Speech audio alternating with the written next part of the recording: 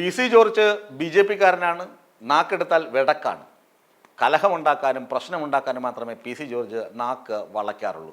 നാക്കിന് licence ഇല്ലാത്ത നേതാവാണ് PC George എന്ന് എല്ലാവരും പറയും. മുസ്ലിം വിരോധമാണ് PC ജോർജിൻ്റെ നാവ് പുറത്തെടുത്താൽ. കഴിഞ്ഞ ഇടക്കാലത്തും PC ജോർജ് നാവ് വളച്ചു.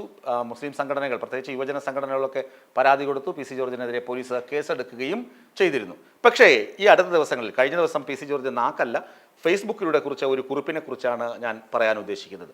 പാലാ രൂപതയുടെ കീഴിലുള്ള ഒരു പുറമ്പോക്കല്ല, ഒരു സ്ഥലം, ഒരു പ്രോപ്പർട്ടി, അവിടെ മരച്ചീനി നടാൻ വേണ്ടി, കപ്പ നടാൻ വേണ്ടി JCB കൊണ്ട് മണ്ണിളക്കിയപ്പോൾ ശിവലിംഗവും അതുപോലെ തന്നെ സോപാനക്കല്ലും ലഭിച്ച വാർത്ത നമ്മളേവരും പത്രമാധ്യമങ്ങളിലൂടെ കണ്ടു. അതിന് അവിടെ രമ്യമായി, അവിടെയുള്ള ക്ഷേത്രം, വെള്ളപ്പാട് ക്ഷേത്ര ഭരണസമിതിയും അതുപോലെ തന്നെ പാലാ രൂപതയുടെ ആളുകളും ചേർന്നിരുന്ന് കാര്യങ്ങൾ ആലോചിച്ച് രമ്യമായി പരിഹരിച്ചു എന്നാണ് നമ്മൾ പത്രമാധ്യമങ്ങളിലൂടെ സാധാരണ വായിച്ചതും മനസ്സിലാക്കിയതും. പക്ഷേ ചില ആളുകൾ അവിടെ കുത്തിത്തിരിപ്പുണ്ടാക്കാൻ, ഹിന്ദു ക്രിസ്തീയ ലഹള പ്രശ്നം ഉണ്ട് എന്ന് വരുത്തി തീർക്കാൻ ശ്രമിക്കുന്നു എന്നാണ് PC ജോർജ് മനസ്സിലാക്കുന്നത്. പ്രത്യേകിച്ച് ഒരു ചാനലിൻ്റെ പേര് PC ജോർജ് എടുത്ത് പറയുന്നുണ്ട്. ആ ചാനലിൻ്റെ പേര് ഞാൻ പറയുന്നില്ല, അത് എൻ്റെ മാന്യതയുടെ പ്രശ്നമാണ്. ഒരു ചാനലും ഒരു മതരാഷ്ട്രവാദ സംഘടന, മുസ്ലിം മതരാഷ്ട്രവാദ സംഘടനയും കൂടി ചേർന്നിട്ട് അവിടെ പ്രശ്നമുണ്ടാക്കാൻ ശ്രമിക്കുന്നു. അത് പാടില്ല എന്നാണ് PC ജോർജ് പറയുന്നത്. ഇത് എത്രമാത്രം വാസ്തവം, ആ സംഘടനയുടെ കാര്യത്തിലൊക്കെ എത്രമാത്രം വാസ്തവമുണ്ട് എന്ന് നമുക്ക് ഇനി ചികഞ്ഞ് പരിശോധിക്കേണ്ടി വരും. ഏതായാലും ആ ചാനലിൽ അങ്ങനെയുള്ള വാർത്ത പോയിട്ടുണ്ട് എന്ന് പറയുന്നത് വാസ്തവമാണ്.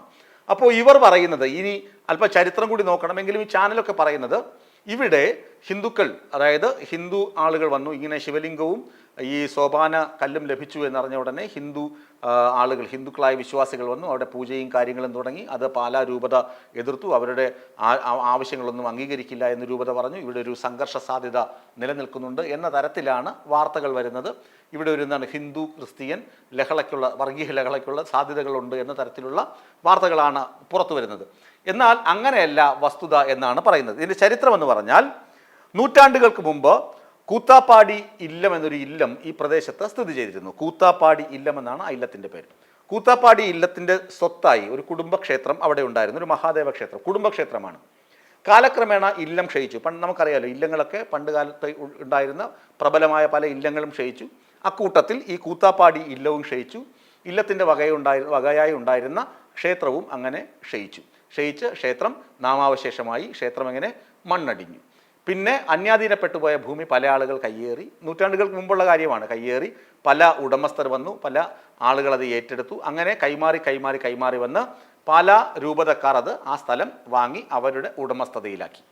ഓക്കെ, പല ആളുകൾ കൈമറിഞ്ഞ് പാലാ രൂപതക്കാർ അത് ഉടമസ്ഥതയിലാക്കി. ഒരുപക്ഷെ വാങ്ങുമ്പോൾ അവിടെ അമ്പലം ഉണ്ടായിരുന്നുവെന്നോ അമ്പലത്തിൻ്റെ അവശിഷ്ടങ്ങളുണ്ടോ എന്നോ പാലാ രൂപതക്കാരോ അതിനു മുമ്പ് സ്ഥലം വാങ്ങിയവർക്കോ അറിവ് ഉണ്ടായിരിക്കണമെന്ന് ഇല്ല. ഇതായിരുന്നു സ്ഥലത്തിൻ്റെ ചരിത്രം. അങ്ങനെ പാലാ രൂപതക്കാർ അവിടെ ഇങ്ങനെ ഒഴിഞ്ഞ് കിടക്കുക, ഒരു പുറമ്പോക്ക് പോലെ ഒഴിഞ്ഞ് കിടക്കുകയായിരുന്നു. അപ്പോഴാണ് അവിടെ കുറച്ച് മരച്ചീനി അല്ലെങ്കിൽ കപ്പ കൃഷി നടത്തിയാൽ കൊള്ളാമെന്ന് പാലാ രൂപതയിൽപ്പെട്ട ആളുകൾക്ക് തോന്നി. അങ്ങനെയാണ് JCB കൊണ്ട് ഇളക്കുന്നതും ശിവലിംഗവും സോപാനക്കല്ലും കാണുന്നതും. ഈ ശിവലിംഗവും സോപാനക്കല്ലും കിട്ടുന്ന സമയത്ത് അവിടെ ഉണ്ടായിരുന്നത് കുറച്ച് ക്രിസ്ത്യാനികളാണ്, രൂപതയിൽപ്പെട്ട കുറച്ച് ക്രിസ്ത്യാനികളാണ്. അവർ ഉടനെ തന്നെ സമീപത്തെ വെള്ളപ്പാട് ഭഗവതി ക്ഷേത്രത്തിലെ ഭാരവാഹികളെയും സമീപത്തെ ഹിന്ദു സഹോദരങ്ങളെയും പോയി കാര്യം ധരിപ്പിച്ചു. അവർ പരസ്പരം പരിചയക്കാരാണ്, അടുത്തറിയാവുന്നവരാണ്.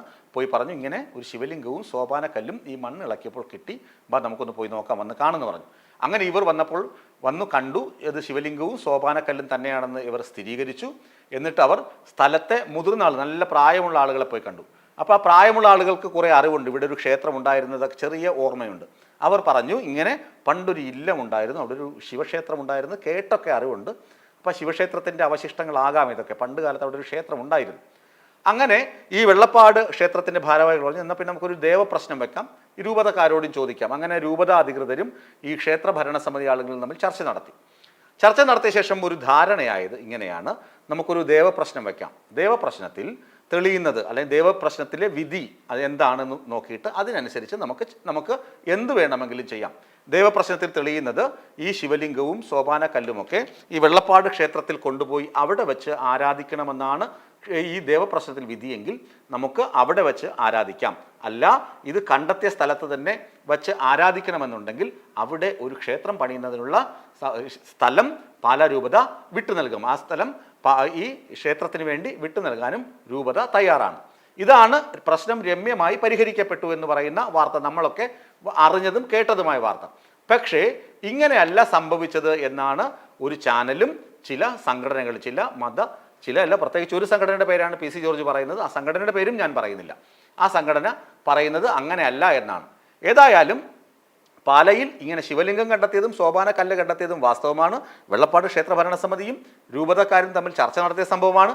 ദേവപ്രശ്നം നടക്കാൻ പോകുന്നതും സത്യമാണ്. അവർ ധാരണയിലായ കാര്യവും സത്യമാണ്. മറ്റ് കാര്യങ്ങൾ അസത്യമായിരിക്കട്ടെ, അവിടെ രമ്യമായി കാര്യങ്ങൾ പരിഹരിക്കപ്പെടട്ടെ എന്ന് നമുക്ക് ആഗ്രഹിക്കാം. അങ്ങനെ തന്നെ സംഭവിക്കട്ടെ.